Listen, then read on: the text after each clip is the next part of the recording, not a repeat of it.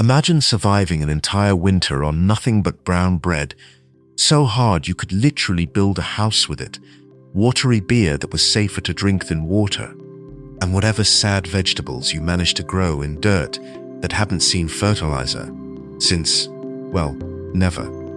Now imagine doing this while working 12-hour days in the fields, with your life expectancy hovering around 30 years. Welcome to dinner time in medieval Europe, where a piece of meat was rarer than a unicorn sighting, and your biggest food worry wasn't calories or carbs. It was literally not starving to death. I'm about to take you on a journey through the most brutal diet plan in human history. And trust me, it'll make you grateful for that overpriced avocado toast. By the end of this video, you'll discover why medieval peasants had stronger teeth than most people today, how they survived on what we'd consider prison food, and the shocking reason why they drank beer for breakfast. Yes, even the children. Plus, I'll reveal the one medieval food that was so precious, wars were literally fought over it. But first, smash that like button, because we're about to dive deep into history's most hardcore survival diet, and the algorithm loves when you show some love. Let's paint the picture. It's 1347. You're a peasant named, let's call you Bob. Bob the peasant. Bob wakes up in his one-room mud hut that he shares with his wife, 3 kids, 2 pigs, and a chicken named Gerald. The smell? Let's just say Febreze hadn't been invented yet. Bob's day starts before sunrise, and his first meal is, well, we'll get to that disaster in a moment. But here's the thing, Bob is actually lucky to be eating. In medieval times, one bad harvest could mean the difference between I'm hungry and I'm literally dying. The medieval period, roughly 500 to 1500 AD, was a time when 90% of people were peasants. And these weren't your romantic pastoral farmers you see in movies. These were people living on the absolute edge of survival, where food wasn't about pleasure, it was about making it to tomorrow. Here's your first mind-blowing fact. Medieval peasants ate better than many people during the Industrial Revolution. Crazy, right? They had access to fresh vegetables, herbs, and actually understood nutrition better than we give them credit for. But, and this is a big but, only when times were good. So what did Bob eat? Let's start with the foundation of every medieval meal, bread. But forget everything you know about bread. This wasn't your fluffy Wonder Bread or artisanal sourdough.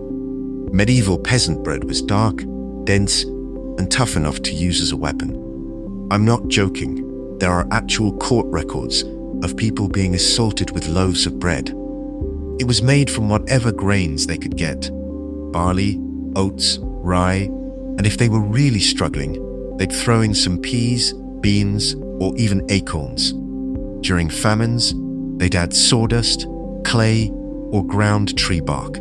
Yes, you heard that right. Tree bark bread was a thing. Imagine being so hungry that tree bark starts looking like a reasonable breakfast option. But here's where it gets interesting. This rough bread actually had more nutrients than our modern white bread. The husks and whole grains provided fiber, B vitamins, and minerals that kept our peasant friends healthier than you'd expect. And get this, bread wasn't just food. It was also their plate. They used thick slices called trenchers as dishes, soaking up all the juices from their meals. At the end of dinner, you'd eat your plate.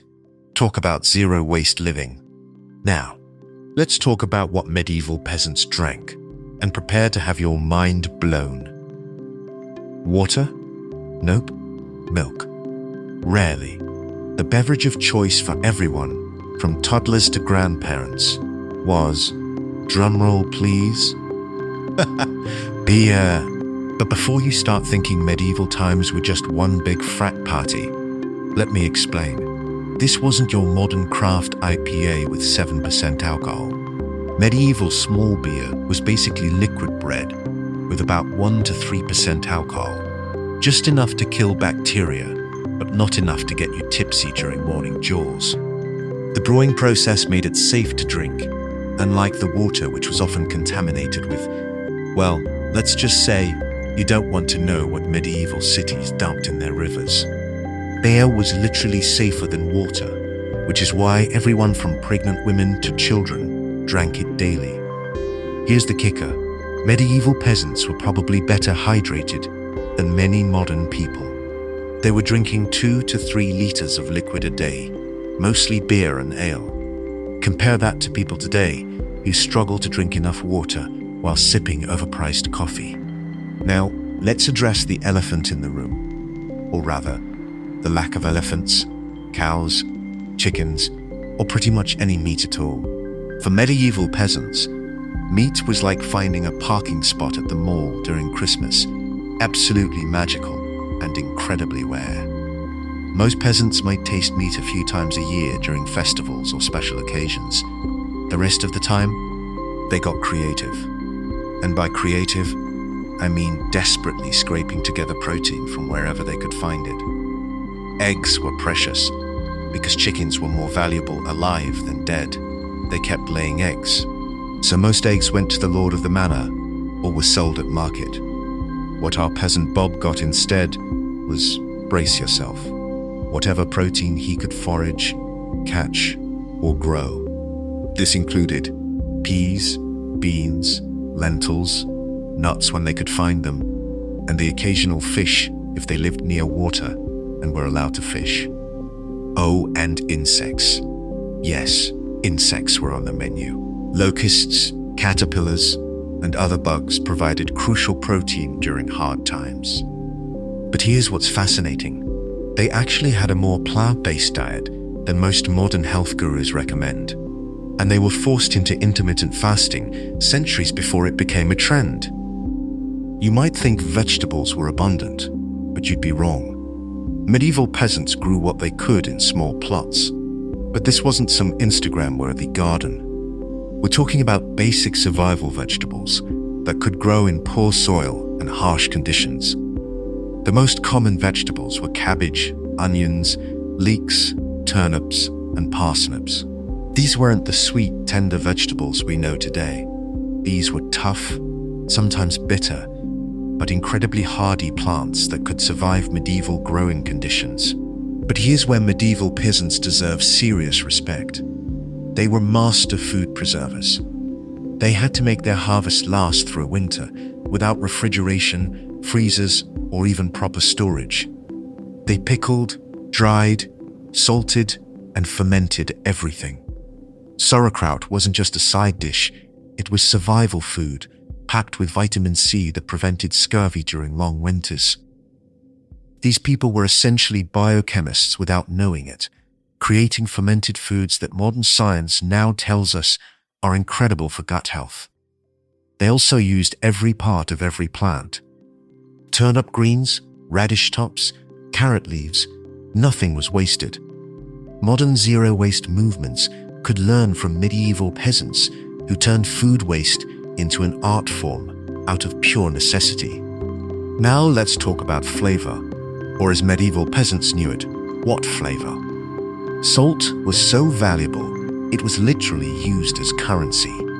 The phrase, worth his salt, comes from this time, when salt was precious enough to pay wages with.